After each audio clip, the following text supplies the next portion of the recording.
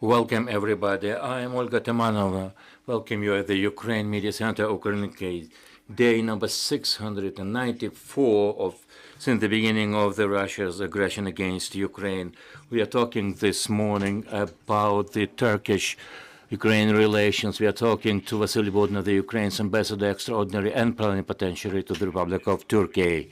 Welcome, Your Honor. Glory to Ukraine, glory to heroes. I would like to begin our talk focusing on the major plans as far as the Ukrainian and Turkish relations are concerned. The agenda is widespreading, beginning with the political dialogue, a number of very important issues, and the things that are tied to the ongoing war of aggression. We have planned a lot of things for this year, including the participation of the Turkish businesses in Ukraine's development. We will also be promoting President Zelensky's formula for peace. A lot of our cooperation rests on the agreement of free trade that was signed before the war and now is being at the final stage of verification.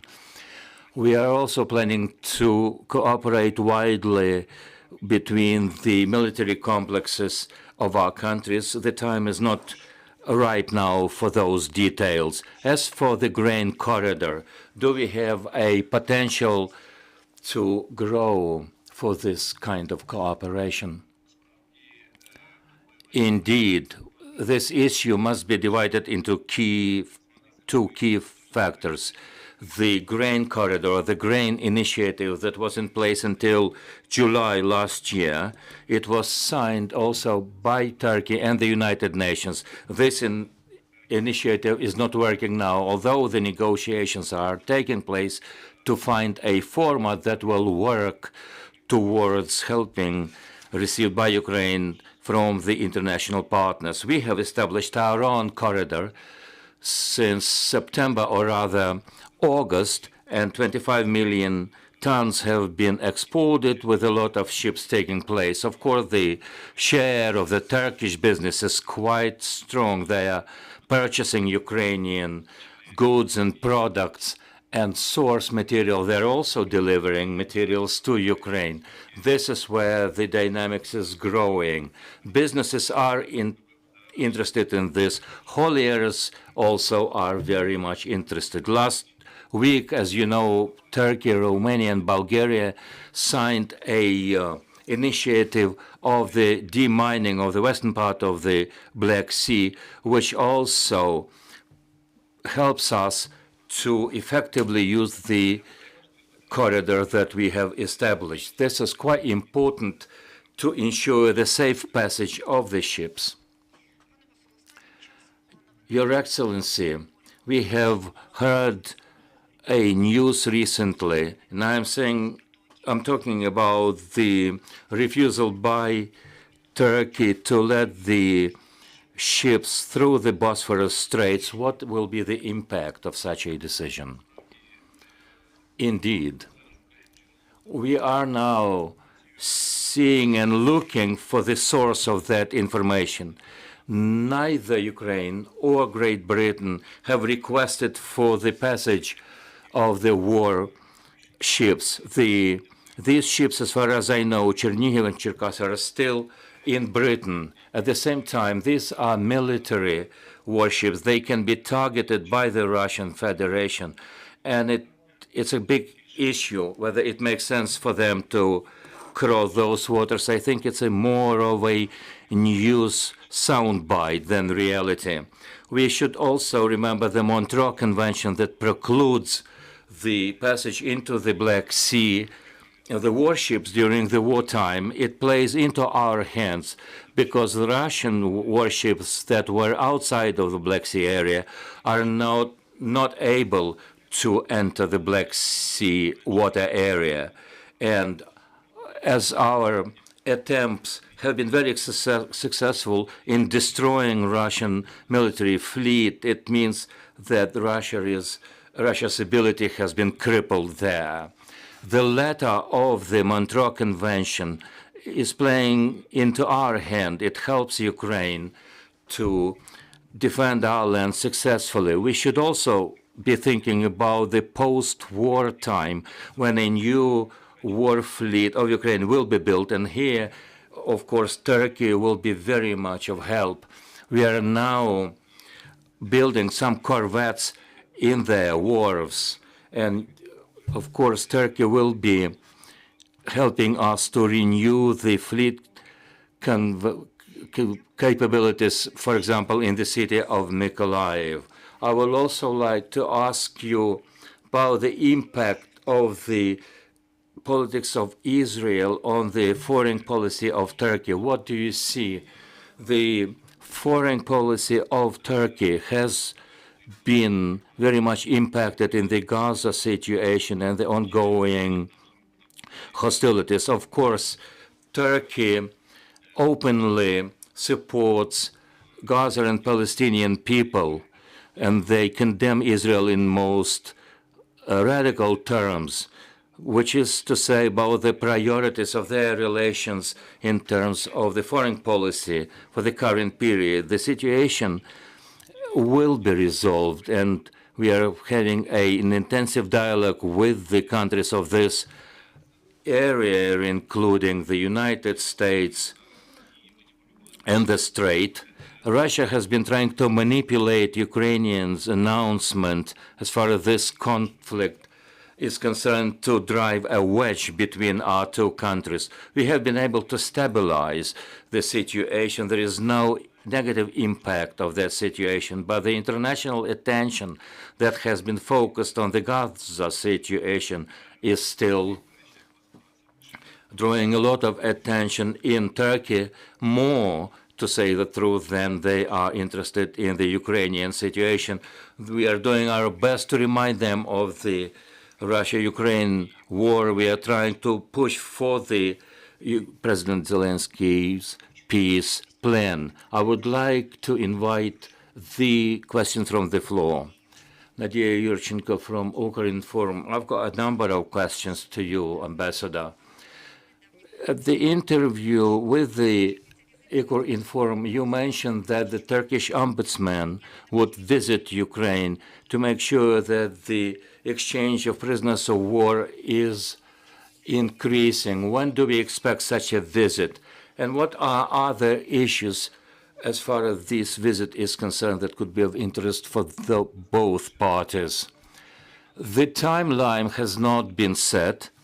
The parties are working on that. There has been a number of activities engaging both ombudspersons in Ukraine and in Turkey. After the month of Ramadan is ended, we'll close at that issue. We'll look at that issue more closely. We are working towards bringing Ukrainian children back and the return of the prisoners of war, the return of those Ukrainian citizens who have been taken hostage in the occupied territories or in the territory of their aggressor country. This is not the whole list of priorities. There will be other visits organized, and perhaps ombudsperson will visit different Ukrainian regions. As we are saying, it has been worked on now. The process is going in for this visit to take place as soon as possible. Another question. You mentioned the initiative of Turkey, Bulgaria, and Romania as far as demining of Black Sea is concerned. When the implementation of that initiative will take place, and what part of area of Black Sea? Perhaps it also has to do with the coastal area of Turkey, or maybe it'll go wider than that. Although the agreement, or rather the memorandum, has been signed by three parties, every party has their own specifics in terms of implementation. The Turkish party has implemented, then it being processed in Bulgaria, and as far as Romania is concerned, it has to be looked at in the parliament, because this is the parliament that will give a final yes. The Turkish party is doing all they can to make sure that the ratification takes place. it's most likely that the ships will be able to go to the sea somewhere in July, and the area the international waters from effectively, if we draw the line from Odessa to Bosphorus, it'll go westward from that line. We can believe it to be the former grain corridor towards western part of the area, going into the territorial waters of Romania, Bulgaria, and Romania. This will not be the limitation there. At the Vilnius NATO summit, we agreed on the special procedures. The project has been approved by Turkey. We are very much interested in joining that project. The official statement reads, the possibility of the ships or equipment not to be targeted by the attacks, including other areas such as information sharing, but this will be talked about at a later stage of development. You also mentioned the fact that Turkey and the Turkish society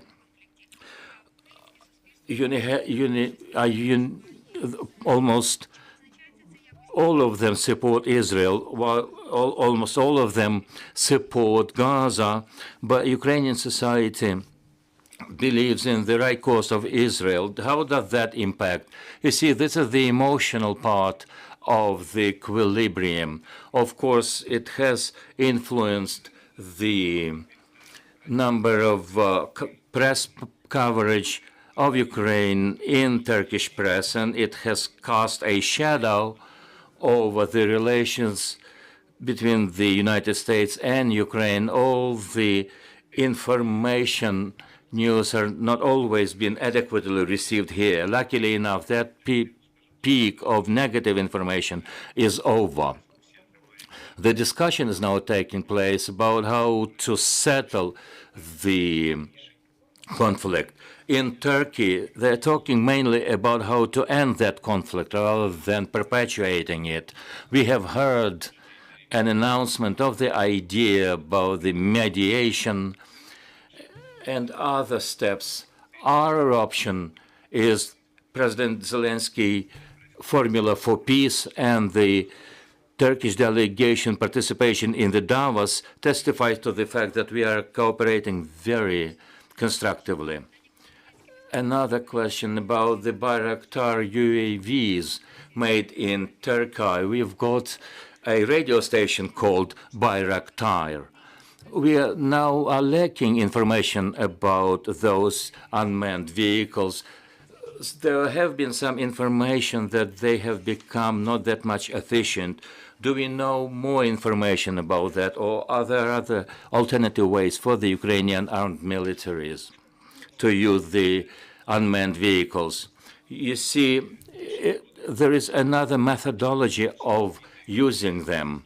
At the beginning of the war, when Russian columns were not equipped with the radio stations, Bayraktars were very much efficient when the Russian troops were approaching Kyiv. Now that the front line has stabilized and there is a multi-layer system of air defense, the Bayraktars are not efficient in attacking enemy lines.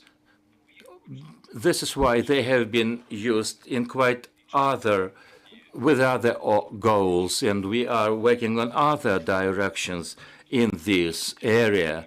Not only Bayraktars are being delivered to Ukraine, there are also components coming to Ukraine that help to assemble new types of UAVs that are assembled in Turkey.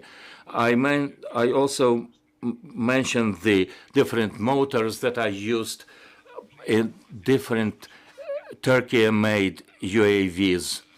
We also know about the prospects of the Anka 3 UAV.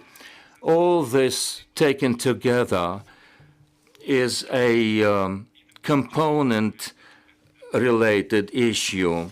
In Ukraine, we also are playing the plant that will assemble and produce Bayraktar UAVs. The production of these Bayraktars will be marked with the Made in Ukraine plaque. We have been talking to Vasyl Bodnar, the extraordinary and plenipotentiary ambassador of Ukraine to Turkey. Thank you very much. Stay tuned.